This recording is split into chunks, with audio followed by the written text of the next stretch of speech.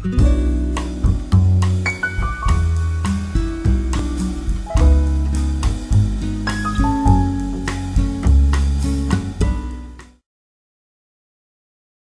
the vinyl community and YouTube, JorgenS here from a very sunny and nice spring Sweden. We had a fantastic spring day today here, and it was a good moment to do a video. I've been having some requests in the comment sections for in some videos from various VC members who want me to tell what I thought of some records that I've been buying lately. One of them I bought a couple of months back, but they all have in common that they are requests for me to give an opinion about some records that they have been seeing me show. I thought it was a good time then to show them, give an opinion in a special review video, what I've been spinning lately, or should say a couple of months back. So let's start it off by showing the first request, and it was Vinyl Richie who wanted me to tell what I thought about a very odd record, Circus Doop by Doop. Doop was a Dutch project who had one hit. You might call them a one-hit wonder, and it was a song that was named after themselves, Doop, by the group Doop. They mixed Dixieland jazz with techno music in a very chaotic and very weird way, but it became a pretty good hit in the UK, a very small hit here in Sweden, but a bigger hit in the UK. And I thought then, back when it came, that this is totally insane. I didn't like it one bit, but as the time goes by and I have learned to enjoy weird music, I have also learned to really like Doop by Doop. So that song is a great one. It's totally unsorted and chaotic, and I can imagine how they danced to this one in the dance halls in 1994. Then Doop was also going to follow this up with a record. And this is if you look at the cover sleeve, it is a very special record. You see here, they even say here, with a real CD inside. Very, very funny. And it also said that this is supposed to be some kind of a board game. If I can show it without destroying it. This is supposed to be some kind of a board game, even though I'm not too sure about the rules. Here are the members of Doop. But the album itself was not all that good. This was the kind of, in our theory, how to put a damn cover sleeve back the way it was. So, Mission Impossible completed. However, when it comes to these kind of one-hit wonders that has a certain concept for a hit, like this one, they're mixing jazz and techno, and it became somewhat of a strange phenomenon. The album doesn't live up to half of the expectations, because they don't manage to follow it up with songs that are near as interesting, and Doop is not an exception. The rest of the album is very pale and stale, and they feel like they try to find something new and interesting to experiment with, to make a fun record, but the idea seems to be totally out. There are dance beats that are typical 90s but not interesting, and some kind of funny sample here and there, but they don't even manage to do a copycat song of their hit even. Normally the second follow-up single is a totally rip-off of the first single, but not even that they managed to do. So this is a very boring and uninteresting album that left me very disappointed.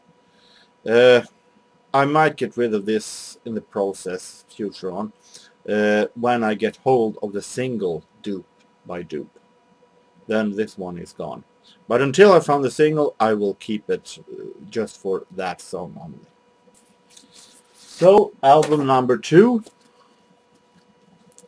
was a request by Paniques, Rob. Hello there, Rob. Good to see you again, my man.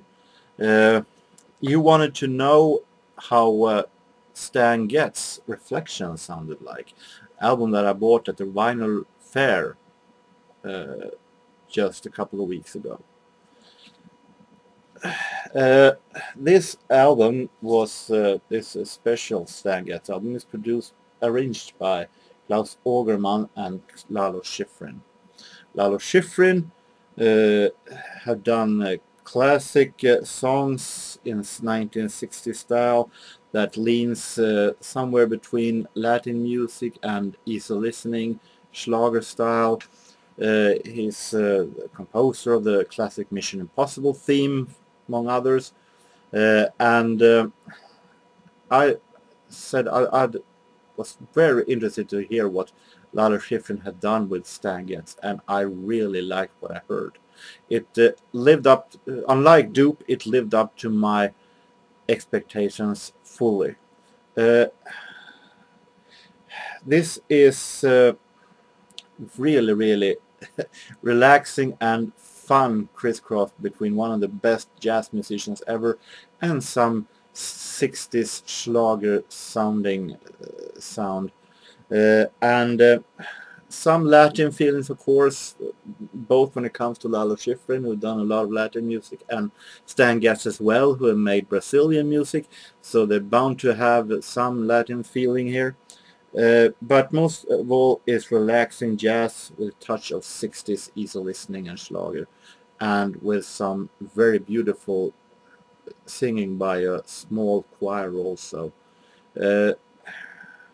and of course with the fantastic special saxophone sound by Stan Getz.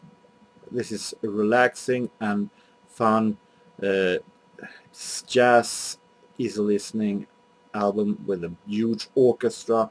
Check out that fantastic version of Stan Getz's classical Early Autumn with a big orchestra in the background and with a choir who sings the lyric. I never heard the lyrics of Early Autumn, so only that was great to hear. So this is highly recommended if you like 1960s, not fully jazz, but still close to jazz, but most of all 1960s easy listening style.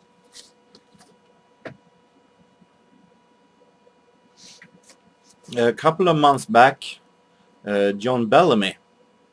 Hi there, John. How you doing?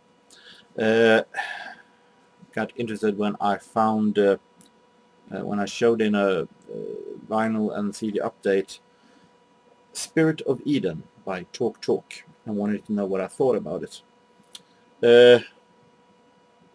I'm a huge fan of Talk Talk. and their normal songs. This album is highly regarded and favorite among many music reviewers, but I had problems getting into this one. This is not the usual talk. It's very slow, and I thought it was kind of boring and with difficult songs that I felt wasn't getting anywhere.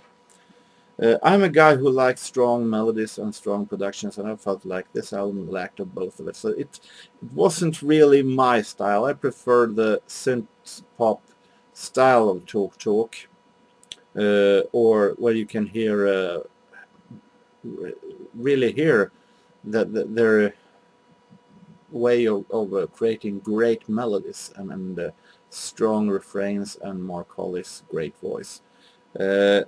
So this was thumbs down, but I will keep it. I'm sorry, John, but I will keep it because I want a complete talk collection, and even if I may not listen all that much to it, I want to have it for the collection.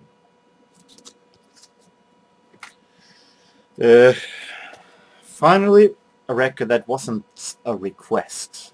These guys didn't ask me to do a review of it, but it was a couple of guys who in a vinyl CD update in the beginning of the year said that I would really like this record, and I felt like I wanted to tag this one along also to give a little review of it.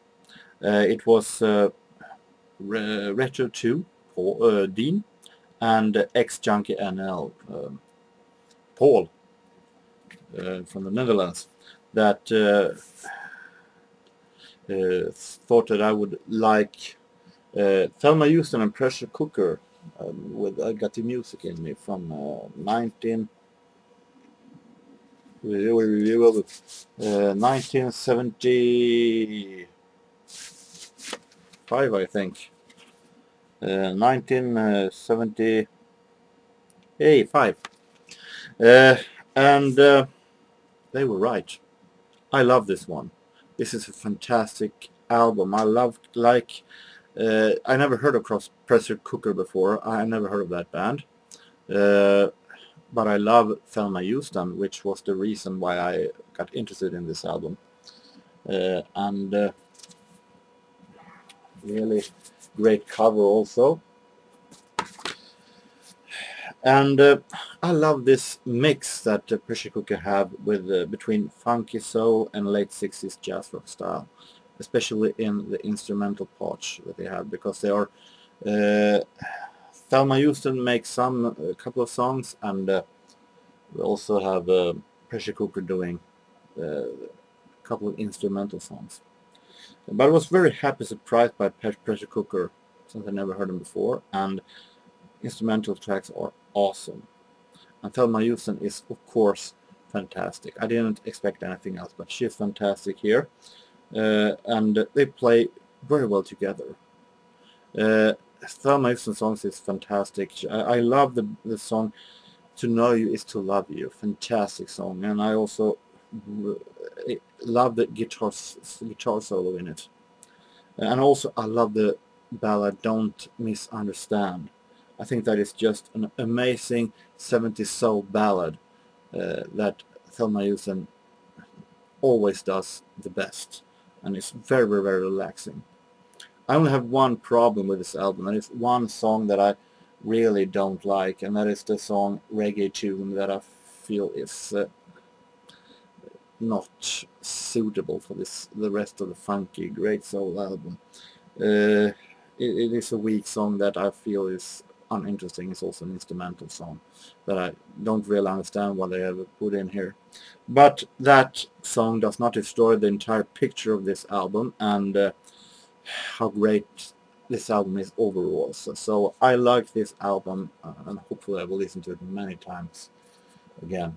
So highly recommended, and huge thumbs up to this one. So 4 records that I've been spinning and that I wanted to share my opinions about. I hope that you have enjoyed this. I will make a couple of videos now because I have a lot of responses and so on. I said that I will do a live opening of a Berlin record that I bought, and a Seal to Reveal is the correct name. And I will also make a response for Carsten Olsen's 1000 subscribers contest also. So I hope that each and every one of you have a really nice continuing of the weekend or beginning of the next week. And until next time, take care and bye-bye.